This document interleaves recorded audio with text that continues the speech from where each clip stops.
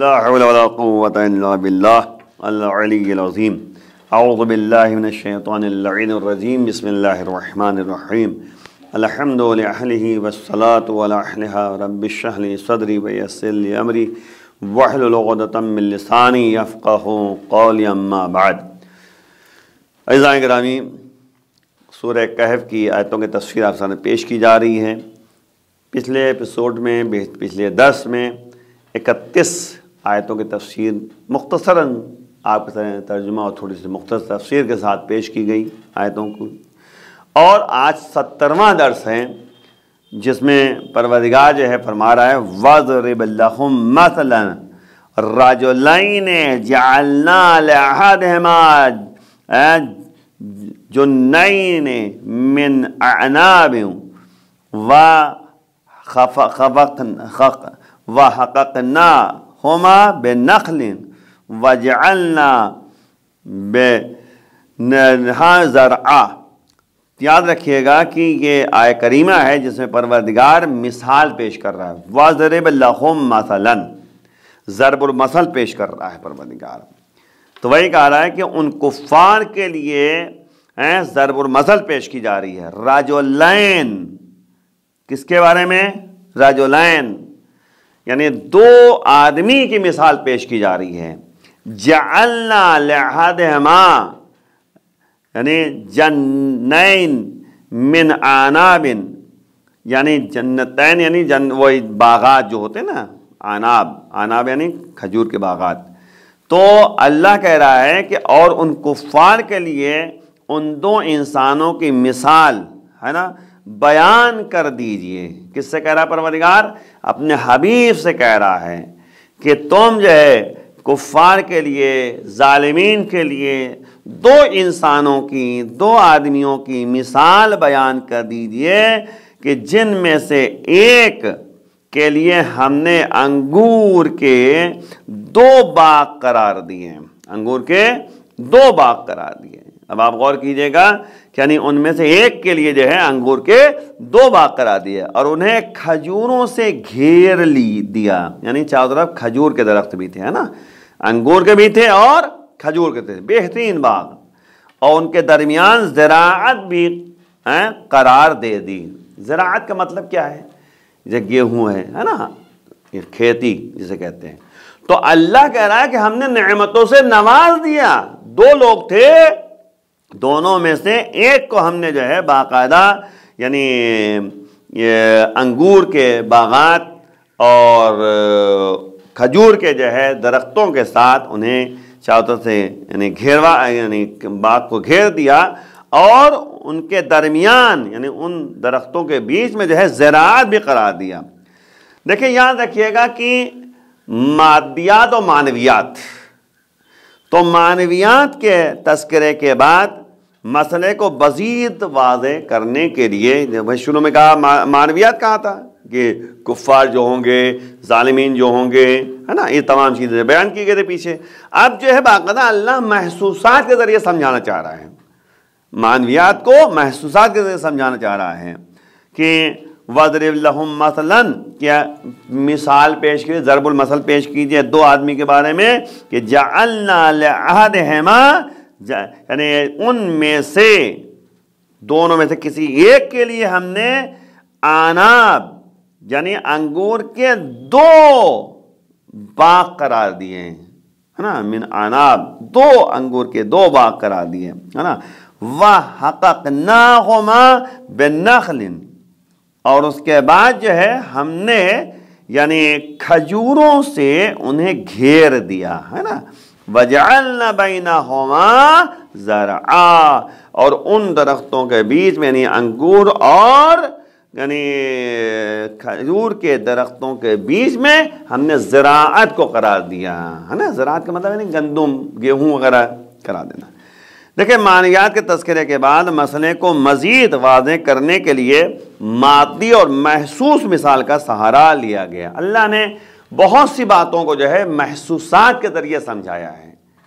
جیسے آپ دیکھیں قرآن میں ہے سورہ یاسین میں وَجَعَلْنَا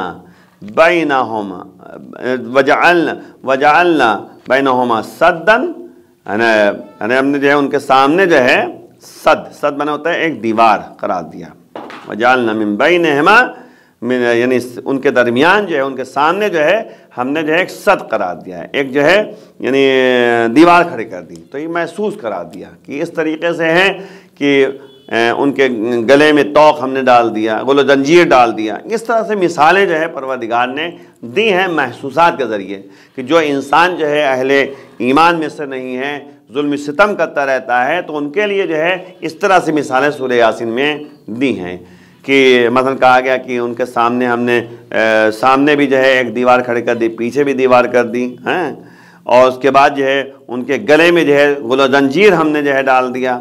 تو اس لیے تاکہ وہ یعنی اتنے زیادہ یعنی ان کے اندر تاریکی پیدا ہو رہی ہے، اندھیرا پن پیدا ہو رہا ہے کہ وہ ادھر ادھر دیکھ ہی نہیں سکتے، وہ سامنے پہ دیکھتے رہیں گے، وہ ایک راستے پہ چل رہے ہیں تو چلتے رہیں گے، ظلم کر رہے ہیں تو ظلم کرتے رہیں گے، ہے نا، کسی کا حق ضائع کر رہے ہیں تو کرتے چلے جائیں گے۔ تو یہی مسئلہ ہے کہ اس کو باقاعدہ یعنی مثال کے ذریعے پیش کیا جا رہا ہے یہاں پر بھی کہ اللہ کہہ رہا ہے کہ مادی اور محسوس کی مثال سہارا لیا گیا ہے۔ یہاں پر اللہ لے رہا ہے کہ ایک انسان کے پاس ایسے عمدہ باغات تھے، اس میں غرور پیدا ہو گیا۔ اللہ کہہ رہا ہے کہ دو افراد تھے، ہم نے دونوں میں سے کسی ایک کے لیے جو ہے دو انگور کے باغ اور ان کے چاروں طرف جو ہے کھجور کے درخت اور ان کے درمیان جو ہے ہم نے زراعت کو قرار دیا، ہے نا۔ اب بتائیے اس طریقے سے تھا تو لیکن کیا ہوا، اس میں جو ہے غرور پیدا ہو گیا، تکبر پیدا ہو گیا، اور اس نے غریب صاحبان ایمان کے مقابلے میں اکڑنا شروع کر دیا۔ غریب جو افراد تھے، اہل ایمان تھے، مومنین تھے، ان سے جو ہے تکبرانہ انداز پیش کرنے لگا، ہمارے پاس اتنا ہے، دیکھو اتنی کہتے کہ دولت ہمارے پاس ہے، اتنا پیسہ ہمارے پاس ہے نا، شروع کر دیا۔ اور اس حقیقت کو بھول گیا کہ جو اللہ دے دیتا ہے لے بھی سکتا ہے، تو دینے والا واپس بھی لے سکتا ہے۔ نتیجہ یہ ہوا کہ غرور کام نہ آیا اور سب برباد و تباہ ہو گیا۔ رب کریم نے اس مقام پر تمام نعمات کو اپنی طرف منسوب کیا ہے کہ تاکہ انسان کے ہوش و حواس باقی رہیں اور اس میں کسی طرح کا غرور پیدا نہ ہونے پائے۔ دیکھیں یاد رکھیے گا، انسان یہی سوچ لے کہ میں کچھ نہیں تھا، اللہ نے ہمیں پیدا کیا، میرا کوئی وجود نہیں تھا، اللہ نے قابل ذکر بنا دیا۔ تو یہ تمام چیزیں جو ہمارے سامنے ہیں، اس میں غور کرنے کے بعد کہ اس کے بعد کی آیت جو ہے اسی بات کو اور قطع واضح کرنے کے لیے بیان کی گئی ہے۔ کلتا الجنتین، کلتا الجنتین آتت اکلہا ولم تظلم منہ شیئا وفجرنا خلالہما نہرا۔ پھر دونوں باغات نے خوب پھل دیے، یعنی جو اللہ نے باغات مقرر کر دیا تھا اس کے لیے، اس نے خوب پھل دیے اور کسی طرح کی کمی نہیں کی، اور ہم نے ان کے درمیان نہر بھی جاری کر دیا تاکہ پانی کی کمی نہ ہونے پائے۔ بہترین جو ہے زراعت ہونے لگے، بہترین پھل نکلنے لگے، اور ہر طرح کے نعمتوں سے نوازا گیا اس شخص کو۔ پھر دیکھیں پروردگار کیا کہہ رہا ہے کہ وَكَانَ لَهُ ثَمَرٌ، ان کے لیے جو ہے ثمر قرار دیا اور ان کے پاس پھل بھی تھے۔ فَقَالَ لِصَاحِبِهِ، اپنے ساتھی سے کہا، اس نے صاحبی نے ساتھی سے کہا، جو دو آدمی تھے نا، اب دو آدمی جو ہے دو بھائی بھی ہو سکتے ہیں، دو دوست بھی ہو سکتے ہیں، بہرحال جو ہے یہاں پر یہی ہے کہ دوسرے سے اپنے ساتھی سے کہا، وَهُوَ يُحَاوِرُهُ انا اکثر منک مالا وَأَعَزَّ نَفَرًا، یعنی اس نے جو ہے تکبرانہ انداز بیان کیا، اور اس کے پاس پھل بھی تھے، تو اس نے اپنے غریب ساتھی جو نادار تھا لیکن اہل ایمان تھا، اہل ایمان میں صدق مومن تھا، سے بات کرتے ہوئے کہا کہ میں تم سے مال کے طرف سے بڑھا ہوا ہوں، میرے پاس مال زیادہ ہے، تمہارے پاس مال کم ہے، میرے پاس دولت زیادہ ہے، تمہارے پاس دولت کم ہے، اور افراد کے اعتبار سے بھی زیادہ باعزت ہوں، لوگ میری عزت زیادہ کرتے ہیں۔ دیکھیں عام طور پہ ہوتا ہے، تو وہی مسئلہ ہے نا کہ جس کے پاس پیسہ ہے نا، وہ جس کے پاس پیسہ نہیں ہے اس کی طرف توجہ نہیں کرتا، کہ چاہے سگا بھائی کیوں نہ ہو۔ تو یہ بہرحال مغرورانہ انداز ہیں۔ کب انسان کی اللہ کی دی ہوئی نعمت کب چھن جائے انسان کو پتہ بھی نہیں چلتا۔ آپ بتائیں قارون جیسا ہے جس کے پاس خزانہ ہی خزانہ تھا، یہاں تک جو ہے روایتیں بتاتی ہیں کہ اونٹ کے اوپر جو ہے چابیاں، کئی اونٹ پر جو ہے چابیاں صرف تھیں، اور چابیاں جو ہیں وہ چمڑے سے بنائی گئی تھیں تاکہ وزن نہ ہو، بہت خزانے تھے، لیکن تکبر، غرور۔ یہ بھی یاد رکھیے کہ یہ قارون معمولی شخص نہیں تھا، 40 سال اس نے نمازیں پڑھی ہیں، 40 سال عبادتیں کی ہیں، لیکن شیطان کے بہکاوے میں آ کر وہ نتیجے میں ایک ایسی دولت اس کو یعنی بزنس کے ذریعے حاصل ہو گئی کہ وہی اللہ دیتا ہے، دے کر بھی امتحان لیتا ہے، لے کر بھی امتحان لیتا ہے۔ اب اس کے بعد جو ہے جناب موسیٰ علیہ السلام نے اس سے کہا کہ تم مجھے زکوٰۃ دو، تو اس نے کیلکولیشن کیا، دیکھا اتنا خزانہ نکل جائے گا، تو اس نے جو ہے منع کر دیا، مخالفت کی جناب موسیٰ کی، اللہ کی مخالفت کی۔ اور پھر جو ہے واقعہ آپ کے ذہنوں میں ہے کہ اس نے جو ہے موسیٰ کے مقابلے میں جو ہے قدم بڑھایا، اللہ کے مقابلے میں قدم بڑھایا، لوگوں میں بے عزتی کرنا شروع کر دی۔ ایک دن جو ہے ایک عورت کو جو ہے اس نے جو ہے پیسہ دیا، خوب پیسہ دیا، کہا تمہیں موسیٰ کے مقابلے میں غلط بیانی کرنی ہے، وہ بھی تیار ہو گئی۔ اس کے بعد جو ہے یعنی موسیٰ علیہ السلام جو ہے تقریر کر رہے تھے کہ اگر کسی نے ایسا جرم کیا تو یہ سزا ملے گی، یہ کیا تو یہ سزا ملے گی۔ تو اسی میں جو ہے درمیان میں قارون کھڑا ہوا۔ قارون نے کہا موسیٰ اگر تم یہ کرو تو، کہا کوئی بھی کرے سزا اس کو ملنی ہے۔ کہا تم نے فلاں عورت کے ساتھ، عورت جو ہے کھڑی تھی، کہا دیکھو عورت بتاؤ، تو اس عورت نے جو ہے آگے بڑھی تاکہ جو ہے جھوٹی گواہی دے، لیکن موسیٰ کا روب و دبدبہ ایسا تھا، اللہ وہی ہے نا کہ جیسے اصحاب کہف میں جو ہے روب و دبدبہ پیدا کر لیا تھا کہ کوئی جو ہے غار میں نہیں جا پا رہا تھا، تو اللہ اہل ایمان میں روب و دبدبہ پیدا کرتا ہے۔ تو موسیٰ نے ایک دم سے کہا اس عورت سے بتاؤ، سچ بتاؤ کیا ایسا ہوا ہے؟ ایک دم سے اس کی زبان بدل گئی، کہا کہ نہیں آپ نے ایسا نہیں کیا ہے، وہ جو ہے قارون نے مجھے پیسہ دیا تھا کہ آپ کے خلاف میں باتیں کروں۔ آپ دیکھیں یعنی ایک اللہ حقیقت کو عیاں بھی کرتا ہے، مومنوں کے درمیان روب و دبدبہ بھی پیدا کرتا ہے۔ اس کے بعد جو ہے یعنی اللہ کی بارگاہ میں موسیٰ نے کہا کہ پروردگار، سجدے میں سر رکھ دیا، کہا تیرا شکر، اور پروردگار جب تک اس کا فیصلہ نہیں ہوگا میں سجدے سے سر نہیں اٹھاؤں گا۔ اللہ نے موسیٰ سے کہا موسیٰ پوری زمین تمہارے قبضے میں، اب جو کرنا چاہو کرو۔ اٹھے اور اس کے بعد مجمع سے خطاب کیا، کہا جو اللہ کا ماننے والا ہے وہ میری طرف آ جائے، جو قارون کا ساتھی ہے وہ قارون کے ساتھ رہے۔ اب جو افراد جو ہے موسیٰ کے ماننے والے تھے، نبی کے ماننے والے تھے، اللہ کے ماننے والے تھے، وہ موسیٰ کی طرف آ گئے، اور جو ہے قارون کے ساتھی تھے وہ قارون کے پاس چلے گئے۔ اچھا اب مسئلہ یہ ہے کہ موسیٰ نے اشارہ کیا زمین کی طرف، زمین میں شگاف پیدا ہوا، قارون اپنے خزانے کے ساتھ جو ہے اس میں غرق ہونے لگا، جانے لگا۔ اس نے فریاد کی موسیٰ بچا لو۔ آپ دیکھیں یہ بھی مسئلہ ہے۔ اس کے بعد جو ہے موسیٰ نے کچھ نہیں کیا، جناب موسیٰ علیہ السلام نے بس اشارہ کیا، سب دھستے چلے گئے وہ۔ تو بہرحال یہ اللہ کی رحمت ہے جو اتنی وسیع ہے، جو رحمان و رحیم ہے۔ اگر ایک مرتبہ اللہ کی بارگاہ میں انسان دل کی گہرائیوں سے پلٹ کر کہہ دے یا اللہ تو معاف کر دے، استغفر اللہ و اسأل التوبہ، ایک مرتبہ دل کی گہرائیوں سے کہہ دے، اللہ معاف کر دینے والا ہے۔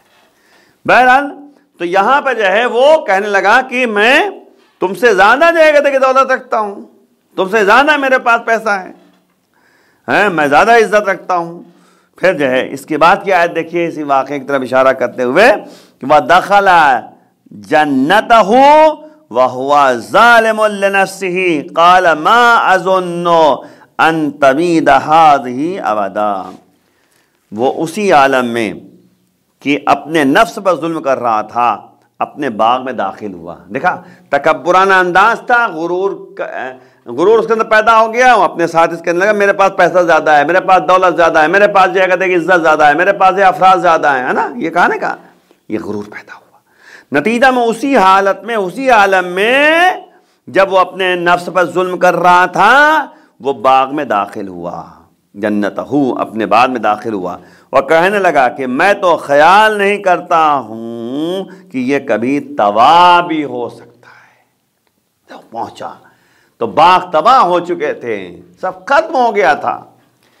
وَمَا أَظُنُّ السَّاعَةَ قَائِمَةً وَلَئِن رُدِدتُّ إِلَىٰ رَبِّي لَأَجِدَنَّ خَيْرًا مِّنْهَا مُنقَلَبًا، اور میرا گمان بھی نہیں ہے کہ کبھی قیامت قائم ہوگی، اور پھر جو ہے اگر میں پروردگار کی بارگاہ میں واپس بھی گیا تو اس سے بہتر منزل حاصل کر لوں گا۔ یعنی آپ غور کریں کہ انسان اسی کو کہتے ہیں عقیدہ، اسی کہتے ہیں اعتماد، اسی کہتے ہیں بھروسہ، اسی کہتے ہیں اللہ کی بارگاہ میں جو ہے متوجہ ہونا۔ تو آپ غور کیجئے کہ خدا نے جو ہے ان آیتوں میں دو دوستوں کا یا دو بھائیوں کا واقعہ نقل کر رہا ہے۔ ہر کوئی دونوں گروہ میں سے کسی ایک گروہ کے لیے نمونے عمل ہے۔ باغ مزرعے میں جو ہے انگور بھی تھے، ہے نا، خرمے کے درخت بھی تھے، گندم بھی، اور دوسری جو ہے چیزیں بھی پائی جاتی تھیں۔ مسئلہ یہی تھا کہ جب وہ باغ میں داخل ہوا تو دیکھا تو وہ ہاتھ ملنے لگا، کف افسوس ملنے لگا۔ تو یہ اللہ نشانیاں دکھاتا ہے، اللہ جو ہے اپنی قدرت دکھاتا ہے کہ تم جو ہے بھائی شیطان تھا، اس نے اللہ کے مقابلے میں ابا واستکبر، اکڑ گیا، سجدہ نہیں کیا ہوتے، اس نے کہا خلقتنی من نار وخلقتہ من طین، تو نے اس کو آگ سے پیدا کیا، مجھے مٹی سے پیدا کیا، ہے نا، تو نے مجھے آگ سے پیدا کیا، اسے مٹی سے پیدا کیا، یعنی جناب آدم کو۔ تو اس کے دماغ میں تھا کہ آگ کو فضیلت حاصل ہے، غرور پیدا ہو گیا، تکبر پیدا ہو گیا، ذرا سے اکڑ گیا۔ تو جا کہ اکڑنا بری چیز ہے، ہر کام میں ہر وقت اللہ کی یاد میں زندگی بسر کرنی چاہیے، اللہ کا ذکر ضروری ہے، اخلاص ضروری ہے، اللہ کی مدد طلب کرنا چاہیے اسے، تاکہ انسان کا ہر عمل جو ہے اللہ کی بارگاہ میں قابل قبول ہو جائے۔ تو روزہ ہے، ماہ سیام ہے، روزہ جو ہے بہترین عمل ہے اللہ کے بارگاہ میں خلوص اور اخلاص کو ظاہر کرنے کا۔ خطبہ فدق میں جناب سیدہ نے فرمایا کہ اللہ تعالیٰ نے روزے کو تمہارے لیے واجب قرار دیا ہے تاکہ اخلاص کو تم ثابت کر سکو، خلوص کو ثابت کر سکو۔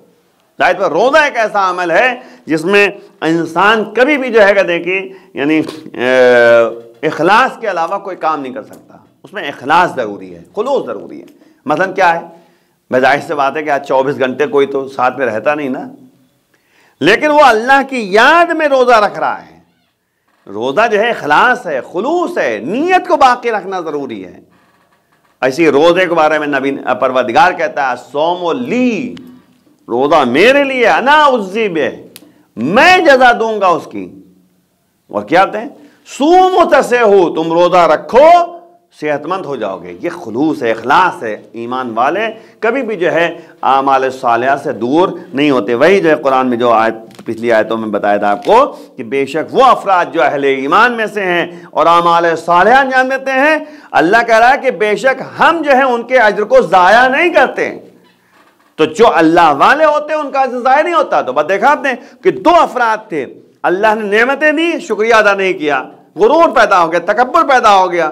نتیجہ کیا ہوا؟ وہ تمام باغات جو ہے جل کر ختم ہو گئے، برباد ہو گئے، نعمتیں ضائع ہو گئی۔ اللہ دکھانا چاہتا ہے کہ دیکھو، یاد رکھو، میں اگر دے بھی سکتا ہوں تو لے بھی سکتا ہوں۔